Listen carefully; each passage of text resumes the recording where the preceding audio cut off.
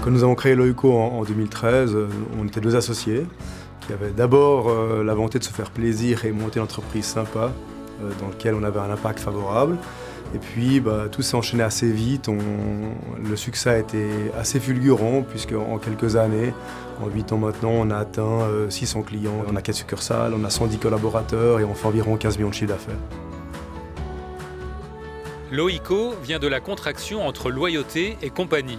C'est une société de services qui gère pour le compte de ses clients toutes sortes de processus administratifs. La PME genevoise compte plus de femmes que d'hommes parmi ses collaborateurs et prône une nouvelle philosophie du travail, la loïcocratie.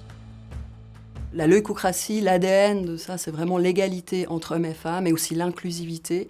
Et c'est déjà les conditions cadres qui permettent finalement à chaque collaborateur, loïcomate, de choisir son taux d'activité, sa manière de travailler, le télétravail, d'offrir aussi la possibilité aux hommes de faire du temps partiel et d'encourager ça pour aussi permettre aux femmes de libérer du temps pour travailler et pas forcément être au foyer. Et on a aboli la hiérarchie et finalement l'entreprise est gouvernée par tous. Ce qui est challenging dans une organisation comme ça, finalement sans hiérarchie, notamment dans ma posture, où je dois essayer de faire fonctionner tout ça, c'est qu'évidemment, on peut plus rien imposer. Et donc, ça demande une grosse gestion du changement, des fois quand on veut travailler sur des processus transversaux, et notamment les changements de culture, les choses qui vont toucher au quotidien des gens. Et bien évidemment, il faut impliquer beaucoup de monde, il faut prendre le temps, puisqu'on ne peut rien imposer du haut vers le bas. Chaque employé peut devenir actionnaire après 1 an chez Loïco, au minimum. Donc il peut acquérir autant d'actions qu'il veut, ce qui lui permet de participer au cercle des actionnaires, de pouvoir proposer et décider sur les orientations stratégiques, et ainsi qu'à l'Assemblée générale qui a lieu 1 fois par année. Donc aujourd'hui, on est 34 actionnaires chez Loïco, dont environ 90% de staff interne.